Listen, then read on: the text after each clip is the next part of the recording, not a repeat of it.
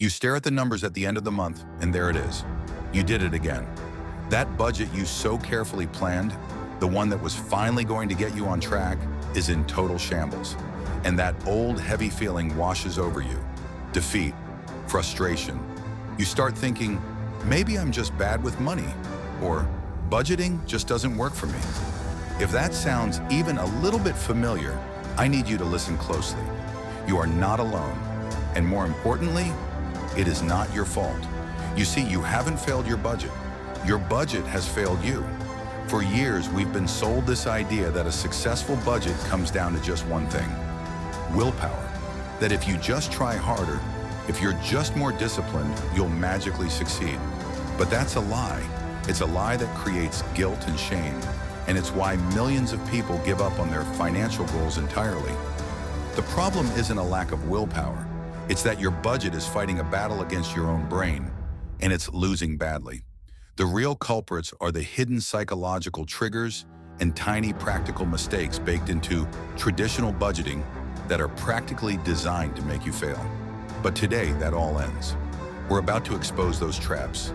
This is your guilt-free guide to understanding why you overspend and how to build a financial plan that finally works with you, not against you. The core problem: your brain on budgets. First, let's get one thing straight. Your brain is not built to budget. It's built for survival. The most ancient emotional part of your brain, your limbic system, is hardwired to do two things: seek pleasure and avoid pain. When you create a budget that feels like a cage, full of restrictions and no, your brain sees it as a threat. It feels like pain, and its natural response is to rebel. That impulse buy, that "I deserve this" splurge after a tough week, that isn't a character flaw. That's your brain fighting back against a system that feels like nothing but deprivation. Spending money, especially on things we enjoy, releases a small hit of dopamine, a feel-good chemical. So when your budget is a constant stream of "no, you can't have that," your brain will eventually scream for a yes and hijack your best intentions to get that quick hit of pleasure. So the first step is a massive mental shift. Stop blaming yourself. The problem isn't you. It's the flawed strategy you've been told to use. Now let's dismantle that strategy and build a new one that actually works. Culprit number one: the perfectionist prison. The first and maybe the most destructive culprit is what I call the perfectionist prison. This is the all-or-nothing mindset where one tiny mistake means the whole budget is a failure. It goes like this. You set a perfect budget. For 5 days, you're a financial rock star. You pack your lunch, you skip the pricey coffee, you feel unstoppable. Then day 6 hits. A coworker invites you out to lunch. You go. You spend $20 you hadn't planned for. And immediately that voice in your head goes, "Well, you blew it. The budget's ruined.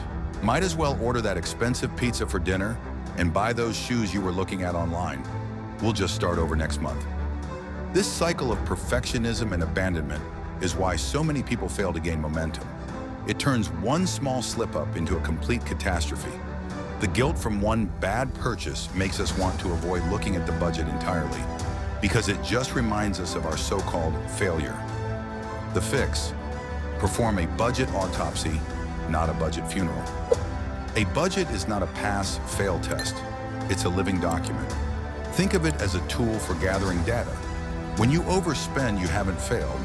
You've just produced a really interesting piece of data. Your job isn't to quit, it's to get curious. Instead of throwing in the towel, perform a budget autopsy. Ask one simple, judgment-free question. What happened? Did you forget about an event? Was your grocery budget totally unrealistic from the start?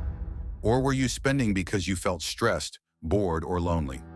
Maybe that $20 lunch tells you that you need to budget for one spontaneous meal out per week to stay sane. That's not failure, that's learning. By analyzing the data instead of drowning in guilt, you turn a mistake into the very insight that will make your budget stronger next time. You aim for progress, not an impossible standard of perfection. Culprit number two: the vague villain. The second culprit is the vague villain. This is the silent assassin living in your budget, and its name is miscellaneous, or spending money, or other. These categories are budget black holes. When you toss $500 into a category called miscellaneous, you've basically given yourself permission to spend $500 without thinking. At the end of the month, the money is gone, and you have no clue where it actually went. It hides hundreds of small, untracked decisions that together can completely derail your goals. This is where subscription creep, those forgotten free trials and unused memberships, loves to hide, slowly draining your account. This vagueness is a fatal flaw. You can't control what you don't measure. The fix: give every single dollar a job. This is the core idea of zero-based budgeting, and it's one of the most powerful changes you can make. It's simple.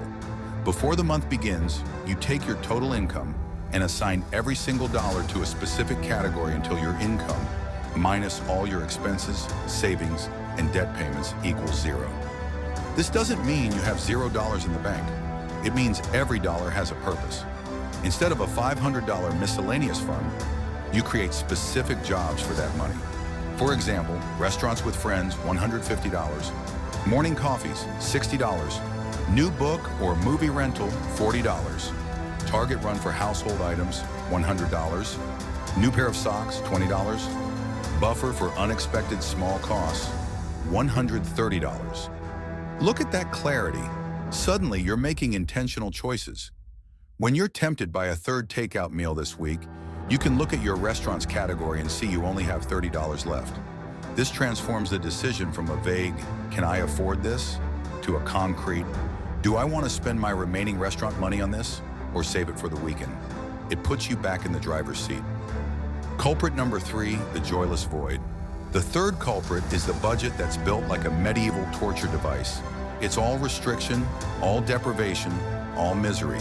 There's no room for fun, no space for joy, and zero permission to be human. This is the number one reason people rebel against their budgets. When a budget is just a long list of things you can't do and can't have, it's completely unsustainable. You're setting yourself up to fail.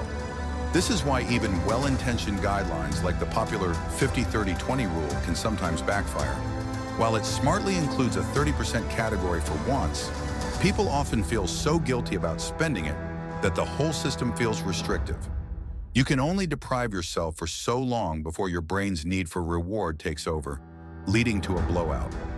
You end up on a spending spree precisely because you feel so suffocated. It's the financial version of a crash diet, and it never ever lasts. The fix: schedule your fun money first. This might sound completely backward, but it's the secret to making a budget stick. Before you budget for anything beyond your absolute core needs, housing, utilities, transport, and food, you have to budget for guilt-free spending. Make joy a non-negotiable line item. Call it whatever you want: your fun, your lifestyle money, or your guilt-free spending account. The name matters. This isn't leftover money, it's a priority. It's money you are supposed to spend on whatever brings you joy without an ounce of guilt. Whether it's on fancy coffee, a new video game, or a ridiculously overpriced candle, it doesn't matter. Its only job is to be enjoyed. By intentionally setting this money aside, you kill the feeling of deprivation. You no longer feel guilty buying a latte, because that's exactly what that money was for. This one move turns your budget from a prison into a permission slip, making you far more likely to stick with the rest of it. Culprit number 4, the financial ambush. The fourth culprit is the financial ambush.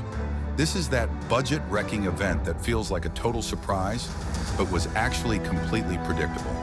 Your budget is sailing along smoothly, and then bam! Your $800 car insurance is due. Bam! It's the holidays and you need to buy gifts. Bam! Your pet has its annual vet visit. You call it an emergency, dip into your savings or rack up credit card debt, and your budget is left in tatters. But here's the hard truth: those weren't emergencies. An emergency is unexpected, like a sudden job loss. A once-a-year bill is a non-monthly but entirely predictable expense. Confusing the two is a catastrophic and common budgeting mistake. The fix: build sinking funds to defuse the bombs. The ultimate weapon against these ambushes is a sinking fund. A sinking fund is just a mini savings account for a specific future expense that you save for a little bit at a time each month. So instead of being shocked by an $800 car insurance bill, you predict it. You divide $800 by 12 months and automatically transfer about $67 into a separate car insurance sinking fund every month. When the bill arrives, the money is just sitting there, waiting to do its job. No panic, no debt, no destroyed budget. Just a calm, simple payment. You should have sinking funds for all of your predictable non-monthly expenses, holiday gifts, vacations, car maintenance and repairs, annual subscriptions, home repairs, phone or laptop replacement. This proactive approach moves you from being a firefighter, constantly putting out financial fires, to being a financial architect, building a solid structure that can withstand the predictable seasons of your life. So let's bring it all together. The reason your budget keeps failing has nothing to do with your character and everything to do with being given a broken model. You were taught to build a plan that was perfect, vague, joyless, and fragile. A plan destined to shatter at the first sign of real life. But you can build a new one, a better one, a resilient one. To finally fix your budget, you need to aim for progress, not perfection. Use your mistakes as data to learn and improve. Give every dollar a clear job, leaving no room for those vague villains to hide. Schedule your fun money first, making your plan sustainable and something you can actually enjoy. Build sinking funds to diffuse those financial ambushes before they ever happen. A budget shouldn't be a cage. A good budget, a working budget, is the ultimate tool for freedom.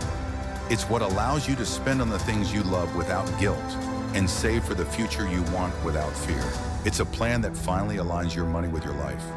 To help you put this into practice right now, I've created a simple one-page guide called the Budget Autopsy Worksheet. It walks you through diagnosing exactly where your last budget went wrong, using the guilt-free principles we talked about today. Inside, you'll find the exact questions I use with my own budget to turn every mistake into a breakthrough.